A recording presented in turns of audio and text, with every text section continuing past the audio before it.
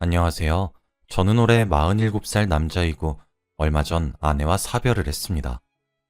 지금 되돌아보니 제 인생은 정말 파란만장하고 최악이었던 것 같아요.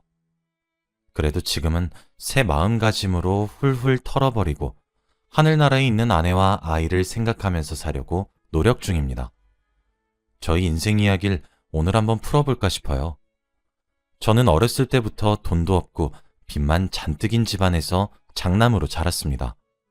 공부도 하고 싶고 대학교도 다니고 싶었지만 저희 집안 형편에서 부모님은 공부는 사치라고 하셨고 졸업을 하자마자 취업을 했죠. 여동생이 하나 있는데 동생만큼은 꼭 대학교를 다니고 하고 싶은 공부를 하게 해주고 싶어서 제가 취업을 결심했던 것 같습니다. 다행히도 제가 취업을 하니 빚을 어느 정도 갚아나가기 시작했고 여동생도 오빠 덕분에 자기가 이렇게 공부를 하고 있다면서 기뻐하더라고요. 제가 희생을 하면 저희 집안이 행복하니까 그걸로도 저는 만족했습니다. 사실 저희 집이 빚을 진 것이 바로 아버지 때문이었는데요. 아버지는 도박을 하러 다니시면서 빚을 졌고 하다 사채까지 쓰셨습니다.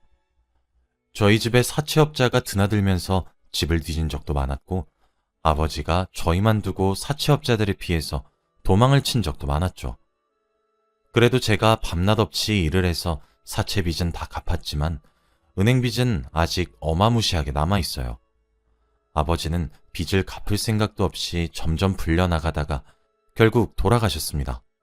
어머니는 진작에 저희를 두고 집을 나가셔서 저와 여동생에게 빚만 잔뜩 떠넘기시고는 하늘나라로 가셨죠.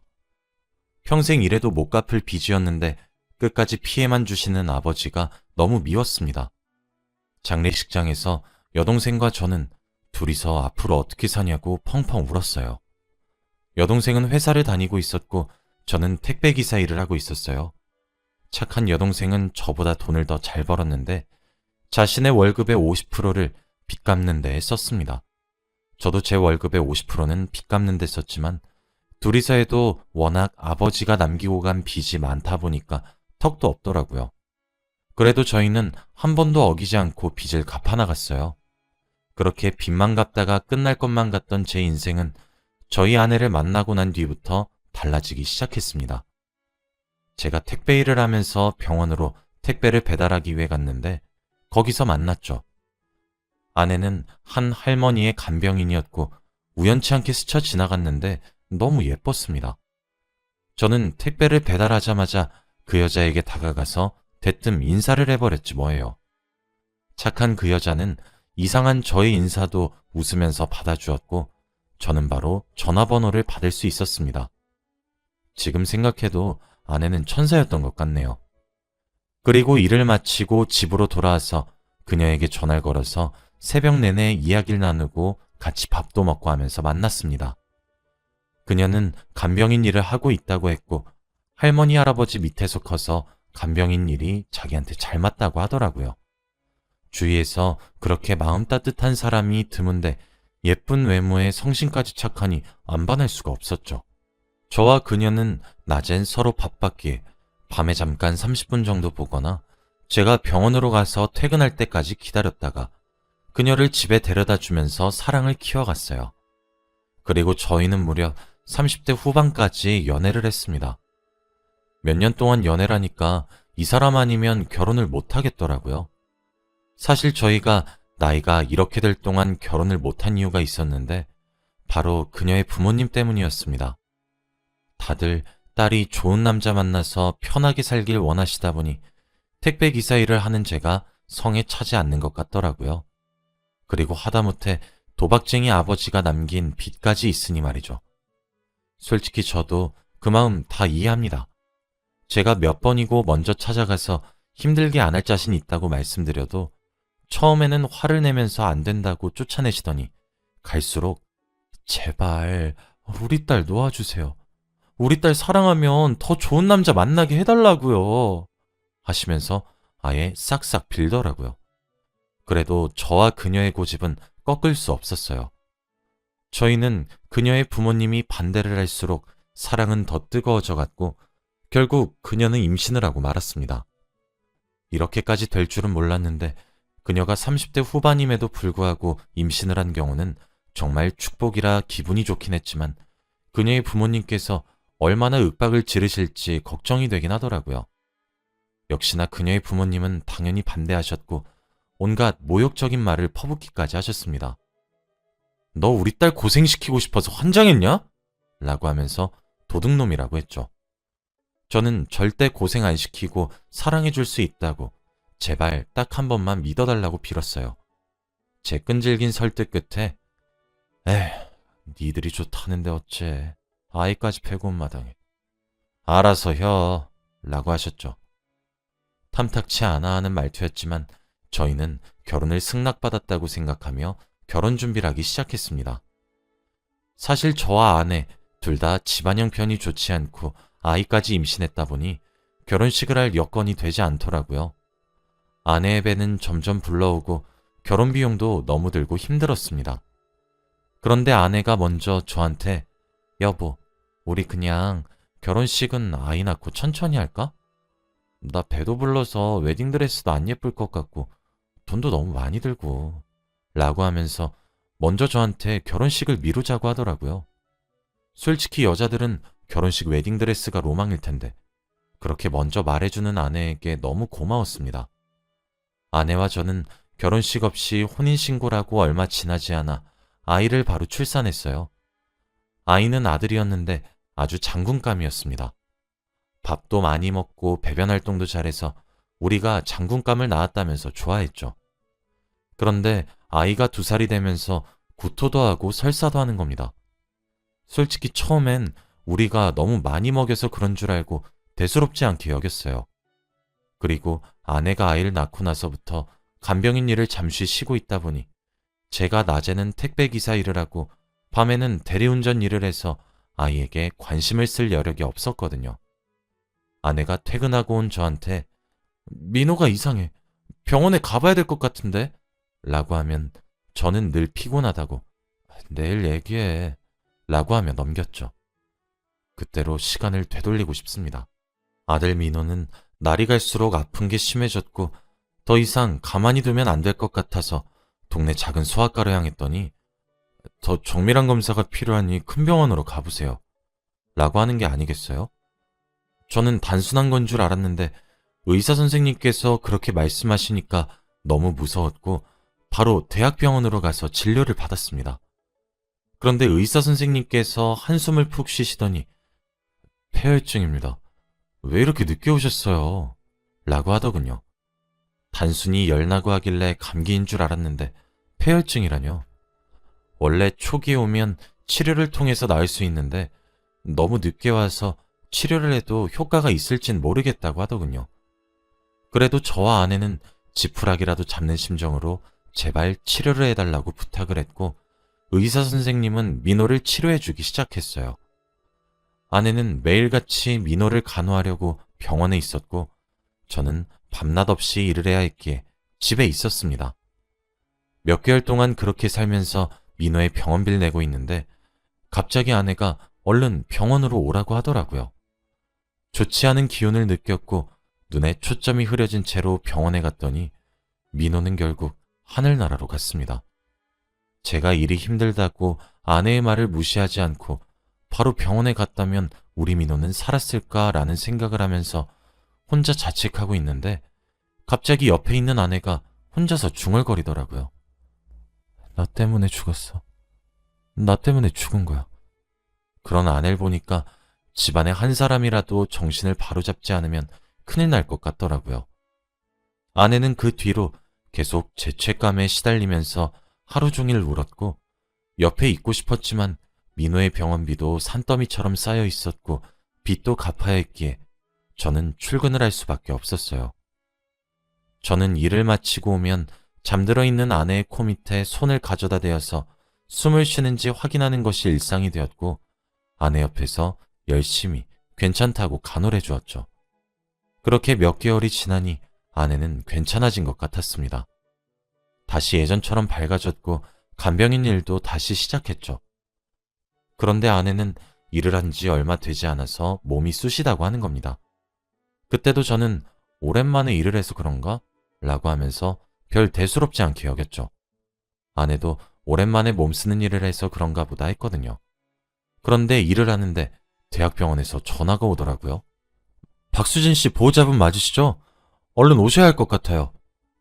저는 갑작스런 전화에 일을 하는 도중에 바로 병원으로 향했고, 가는 동안에 몇 년 전에 아들이 죽던 그날이 떠오르면서 제발 아니길 빌었습니다.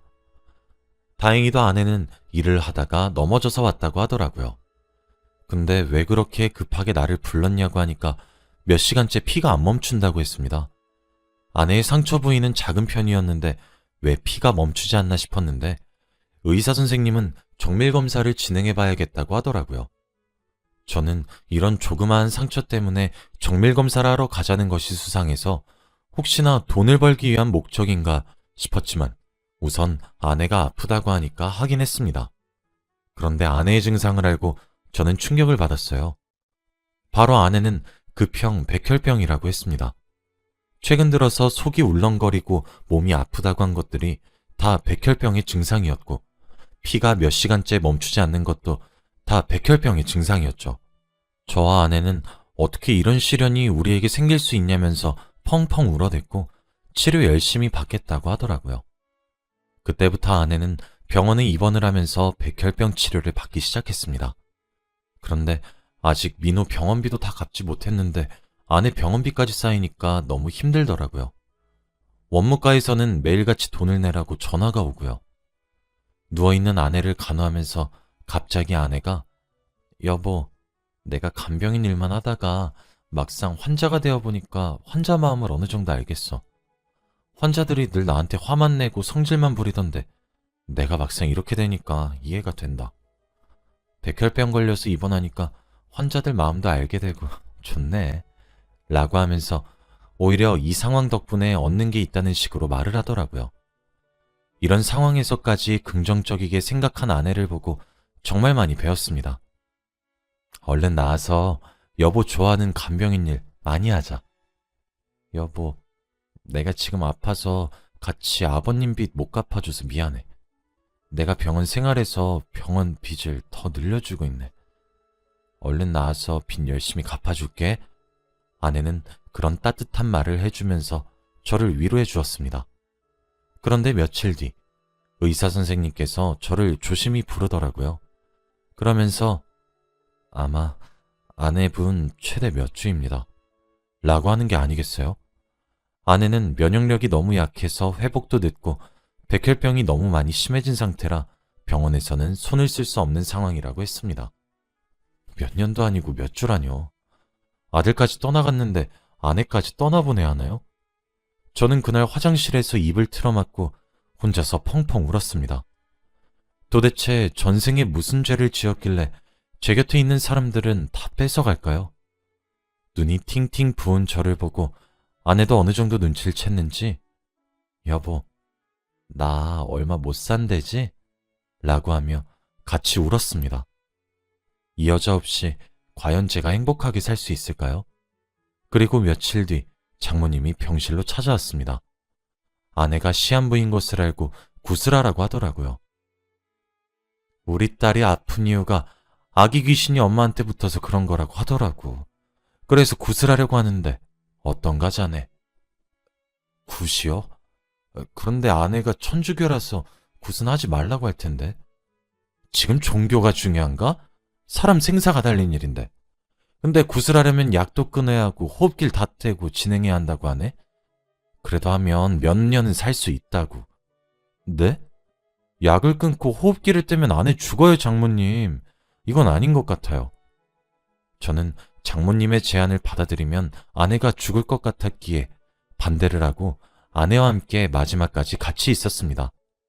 저희는 한시도 떨어지지 않은 채로 붙어 있었고 병실에 있는 다른 환자들도 우리 부부를 보면서 꿀이 떨어진다고 했죠. 그런데 얼마 뒤 아내가 죽고 나서 장모님이 화가 잔뜩 난 모습으로 오자마자 제 뺨을 때리시고는 자네가 우리 딸 죽인 걸세. 700만 원이 아까워서 그랬나? 어떻게 자네가 내가 구슬하면 우리 딸 몇 년은 장담할 수 있다고 했지 않는가? 자네 때문에 우리 딸이 죽었어. 라고 하면서 나갔습니다. 솔직히 저도 많이 힘들고 참았는데 이렇게 뺨까지 맞으니까 제정신으로 살 수 없더군요. 아내가 굿은 절대 하지 말라고 해서 안 했고, 의사 선생님의 말로는 호흡기 때문에 겨우 버티고 있는 거라고 했는데 어떻게 호흡기를 떼고 굿을 하나요? 그 뒤로 저는 처가와 연락을 끊고 삽니다. 텅 빈 집에서 혼자 살려고 하니까 도저히 못 살겠더라고요. 아직 아내와 아들의 짐도 전혀 치우지 않다 보니 그들의 온기까지 남아 있어요. 아들을 떠나보내고 얼마 지나지 않아 아내까지 죽었는데 어떤 남자가 제정신으로 살 수 있을까요? 하다못해 꿈에서도 아들과 아내가 같이 나오면서 행복하게 웃음을 짓고 있는데 꿈에서 깨면 눈물만 나옵니다. 일도 다 그만둔 지 오래고 빚도 날이 갈수록 많아지는데 이런 현실 속에서 살게 하는 이 세상에서 도망치고 싶더라고요. 하늘나라로 가면 아들과 아내가 저희를 기다리고 있을 것 같아서 하루하루가 괴로웠어요. 매일같이 그리운 아내와 아이 생각이 나서 납골당에 가서 매일같이 울며 보냈습니다. 이런 제 모습을 보고 여동생이 오빠, 이렇게 살고 있는 거 언니가 보면 아주 좋아하겠다? 제발 정신 좀 차려! 라고 하며 저보고 이사를 가라고 하더군요. 이 집에서 민호와 아내의 온기를 느끼고 있으면 더 그리워진다면서 자기 집으로 이사를 오라고 했습니다. 여동생의 성화에 못 이겨 이사를 하기로 결심하고 짐을 챙기고 있었는데 그때 한 상자가 발견됐어요.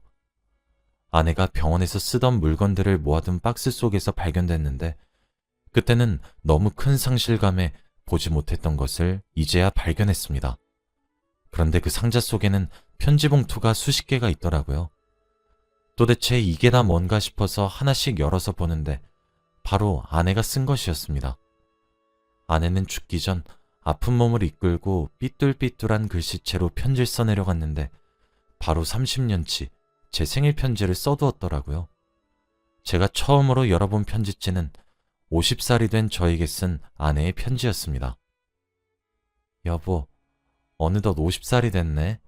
작년보다 흰머리는 더 많이 늘었어? 라고 시작하면서 우스꽝스럽고 재미있는 말들을 많이 썼더라고요. 저는 이거 말고도 한두 장을 더 읽었는데 보면서 재밌는 이야기들이 많아서 보는 내내 웃음이 멈추질 않았습니다. 그리고 아내가 죽고 첫 생일인 47살의 편지지가 눈에 보였어요. 곧 생일이라 어차피 읽어야 하니 미리 읽는 셈 치고 편지 봉투를 열었고 아내는 여보, 처음으로 혼자 맞는 생일이네. 내가 떠났다고 울지 말고 내가 여보 옆에서 살았던 순간을 기억하면서 웃어줘. 나는 지금 우리 아들 민호랑 행복한 곳에서 있다는 걸 잊지 말고. 나는 항상 민호와 함께 여보 옆에 있으니까 혼자 맞는 생일을 슬프게 보내지 않았으면 좋겠네. 우리 꼭 다시 만나, 여보. 내가 하늘에서 지켜볼 테니 꼭 행복하게 살았으면 좋겠어. 사랑해. 라고 쓰여 있었습니다. 저는 편지를 읽으면서 눈시울이 붉어졌고 편지지에는 눈물이 뚝뚝 떨어지기 시작했죠. 아내의 편지를 읽으니까 아내가 소리내어 읽어주는 것 같았고 제 곁에서 저를 어루만지는 듯한 느낌이 들더라고요. 아내가 남기고 간 이벤트 때문에 매년 생일을 기다리게 되고 편지지를 읽기 위해서 힘들어도 1년, 2년, 3년 쭉 살아가는 것 같아요. 저는 아내가 남기고 간 말처럼 아내와 행복하게 살았던 순간을 생각하면서 살고 있고 일도 다시 시작하면서 여동생과 함께 빚을 갚아나고 있답니다. 세상의 모든 시련을 다 겪은 것 같은 저도 이렇게 살고 있으니 여러분들도 힘든 일이 있으셔도 포기하지 마시고 이겨내시길 바래요. 저는 얼른 내년 생일에 아내가 쓴 편지를 읽는 날을 기다리면서 하루하루 열심히 살아야겠습니다. 제 이야기는 여기까지이고 들어주셔서 감사합니다.